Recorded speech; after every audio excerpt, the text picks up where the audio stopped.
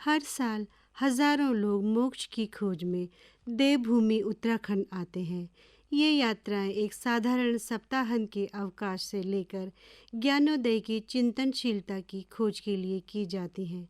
इस भूमि के दिव्य वातावरण में भाग लेने का एक सरल मगर निश्चित तरीका है इसका भोजन।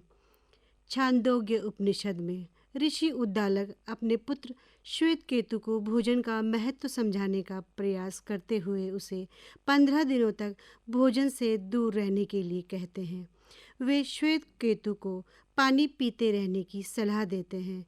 15 दिनों के अंत में वे पुत्र से वेदों का व्याख्यान करने को कहते हैं। पुत्र घबरा जाता है क्योंकि उसे कोई भी भजन याद नहीं आता है। अपनी भूख को शांत करने के उपरांत ही उसका ज्ञान और विद्वता पुनः स्थापित होते हैं। उद्दालक तब हैरान श्वेत केतु को समझाते हैं कि यह भोजन ही है जो मन को पोषण देता है। कहानी की सीख यही है कि इस क्षेत्र की भोजन संस्कृति व स्वाद को जाने बिना देवताओं की भूमि की यात्रा कदाचित अधूरी ही रहेगी। उत्तराखंड राज्य को इसकी अनूठी भौगोलिक स्थिति से परिभाषित किया जाता है। इसके उत्तर पश्चिम में हिमाचल प्रदेश और दक्षिण पश्चिम में उत्तर प्रदेश राज्य हैं। उत्तर पूर्व में तिब्बत और दक्षिण पूर्व में नेपाल है। इस क्षेत्र की प्रमुख भौगोलिक विशेषता हिमालय है और क्षेत्र की जलवायु ऊंचाई के अनुसार बदलती रहती है। राज्य के सबसे उत्तरी हिस्से में ग्रेटर हिमालय का एक हिस्सा है। राज्य के भूदृश्य का एक बड़ा हिस्सा पहाड़ों, जंगलों और बंजर भूमि से ढका हुआ है, जिसमें भूमि का केवल एक छोटा प्रतिशत ही खेती के लिए बचता है। कृषि अर्थव्यवस्था के बजाय जीविका द्वारा संचालित है और मुख्य रूप से वर्षा पर आधारित है। फिर भी यहाँ की ज़्यादातर भूमि उपजाऊ है। पहाड़ी क्षेत्रों में जहाँ भूमि कटाव की आशंका होती है, सोपान कृषि यानी कि टेरेस फार्मिंग की जाती है। मिश्रित फसल खाद्य सुरक्षा सुनिश्चित करने का एक महत्वपूर्ण साधन है। इस क्षेत्र में उगाए जाने वाली मुख्य फसलों में गेहूं, चावल, विभिन्न तरीके के मोटे अनाज, विभिन्न प्रकार की दालें, काबुली चना, सोयाबीन, सरसों और विभिन्न प्रकार के फल शामिल हैं। गेहूं जो वर्तमान में इस क्षेत्र की सबसे अधिक उगाए जाने वाली फसल है, अपरंपरागत रूप से बाद में उगाई गई। परंपरागत रूप से आहार में श्वेत सार स्टार्च की आवश्यकता मुख्य रूप से मंडुआ, रागी और झंगोरा समा चावल जैसे अनाजों से पूरी होती थी। ये अनाज अत्यधिक पौष्टिक होते हैं और जिस तरीके से गेहूं इस क्षेत्र के दैनिक आहार का हिस्सा बन गया है, उस पर पारंपरिक किसान अक्सर अफसोस करते हैं। गर्मियों में मूंग दाल, मलका, अरहर और चना जैसी दालें पसंद की जाती हैं। सर्दियों में उड़द दाल, गहत, राजमा और पहाड़ी तुअर जैसे गर्मी प्रदान करने वाली दालों का उपयोग किया जाता है। भट्ट नामक सोयाबीन का एक स्थानीय प्रकार इस क्षेत्र का विशेष भोज्य पदार्थ है। विभिन्न प्रकार के पत्तेदार साग आहार का एक महत्वपूर्ण हिस्सा है, जैसे जंगली खूमी या च्यूस, और उन्हें पहचानने का ज्ञान पारंपरिक रूप से एक पीढ़ी से दूसरी पीढ़ी को हस्तांतरित किया जाता है। विशिष्ट पहाड़ी भोजन की थाली पौष्टिक गुणों और स्वाद प्रदान करने वाले तत्वों से भरी होती है। इसमें चावल, रोटी, एक या दो मौसमी सब्जियां, दाल और चटनी होती हैं। भोजन में दालें विशेष स्थान रखती हैं। इस क्षेत्र की एक विशेषता यह है कि दाल को आमतौर पर रात को भिगोया जाता है और फिर पकाने से पहले पारंपरिक रूप से सिलबट्टे पर महीन पीसा जाता है। इस स्थान पर इस तरह की दाल को उबालकर तड़का लगाने की परंपरा नहीं रही है, हालांकि अपवाद जारी है। मौसमी सब्जियों जैसे लौकी, तोरी, मूली और कद्दू को सरसों के तेल में कुरकुरे सरसों के बीज जख्या का तड़का लगाकर हल्का पकाया जाता है।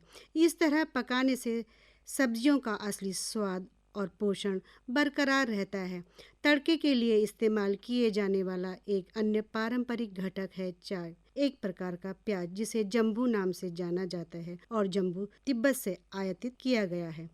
कुछ क्षेत्र में दालों का उत्पादन कम है, इसलिए ये दाल की जगह अक्सर रसेदार तरकारियां बनाई जाती हैं।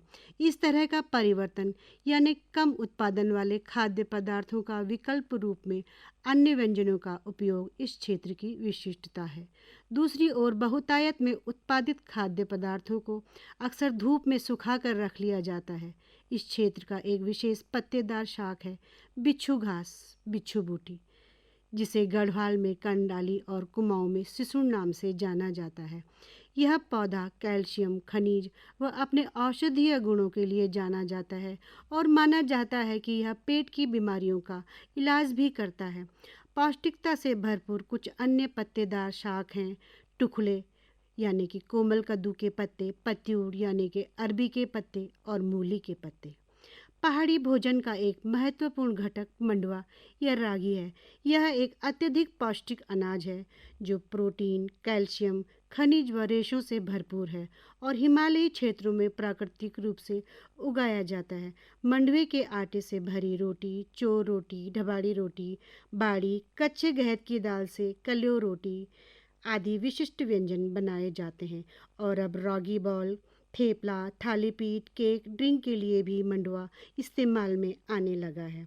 विभिन्न प्रकार की दालों का उपयोग करके इस क्षेत्र में प्रोटीन से भरपूर व्यंजन तैयार किए जाते हैं, जैसे फाड़ा, जिसे गहत या चने की दाल से बनाया जाता है। दालों को कुछ घंटे के लिए भिगोया जाता है, फिर उन्हें पीसा जाता है। एक हिस्से से कटलेट यानी कि पटोड़ी और दूसरे से फाड़ा तैयार किया जाता है। उत्तराखंड के चिह्नित व्यंजनों में से एक कंडाली ढापड़ी से आयरन व कैल्शियम से भरपूर व्यंजन बनाया जाता है।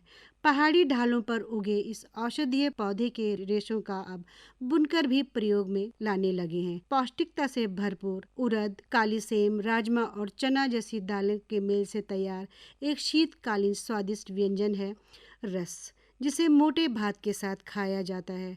प्रोटीन से भरपूर रस भात पहाड़ी रसोई का लोकप्रिय व्यंजन है, जैसे तमिलनाडु में रसम राइस।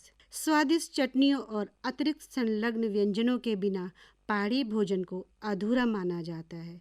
पहाड़ी काखड़ी, गोदड़ी, ककड़ी, लौकी का रायता गर्मियों में बहुत लोकप्रिय है और पौष्टिकता से भरपूर है। सब्जियों का इस्तेमाल रायते में होने के कारण कैल्शियम, आयरन का भरपूर योगदान देता है। चटनियाँ भांग, भंगजीरे, चुल्लू और खुबानी से बनाई जाती हैं। भांग की चटनी एमिनो एसिड और फैटी एसिड की अच्छाइयों से भरपूर है। भंगजीर की दानेदार चटनी स्वाले और पराठों के साथ खाई जाती है। चेलू की चटनी भी सूक्ष्म पोषक तत्वों से भरपूर है।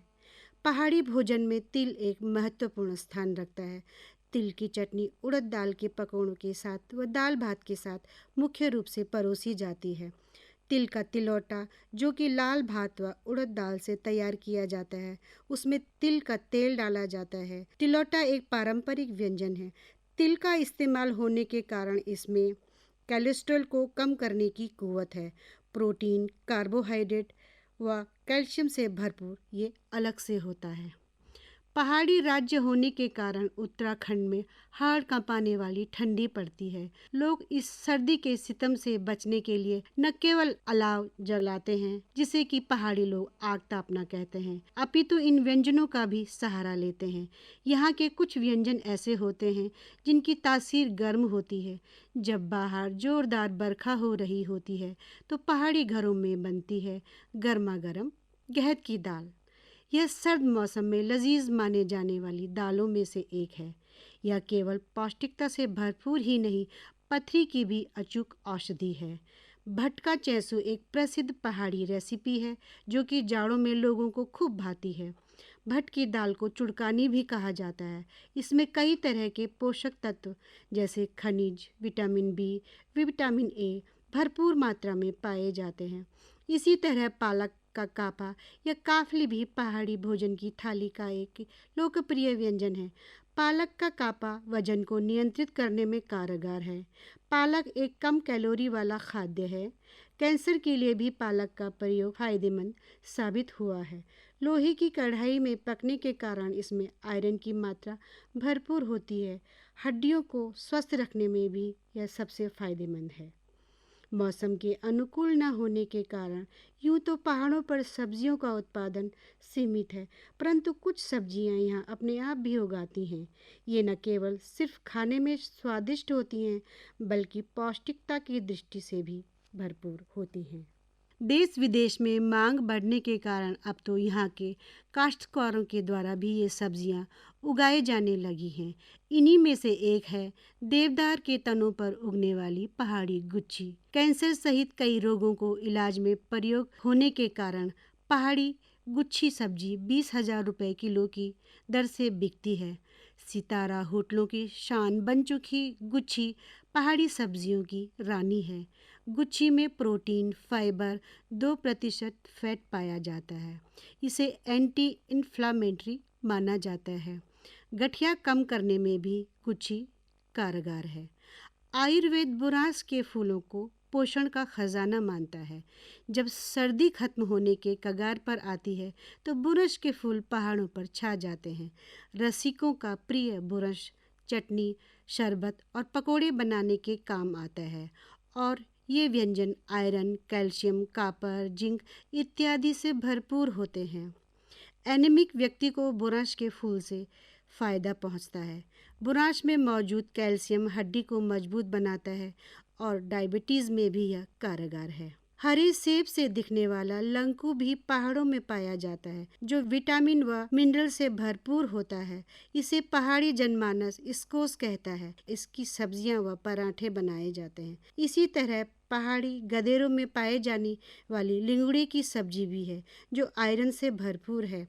पहाड़ी फलों में माल्टा, सेब, नींबू, खुबानी, खीरा protein, fibre, sugar, magnesium, vitamin C, लौह, सोडियम, फाइबर से युक्त हैं। पहाड़ी फल जैसे कि सेब, खुबानी, प्लम चटनी बनाने व शरबत बनाने में प्रयोग में लाए जाते हैं। इस तरह से हम कह सकते हैं कि पहाड़ में पोषण भोजन की थाली में ही नहीं, अपितु पहाड़ों के घर, आंगन, जंगल, पर्वत, घर की छतों, हर जगह, यत्र तत्र सर्वत्र पाया जाता है। पहाड़ की आबो हवा हो या भोजन की थाली, दोनों ही पोषण से भरपूर है। पहाड़ का परिवेश ही पोषण का पर्याय है।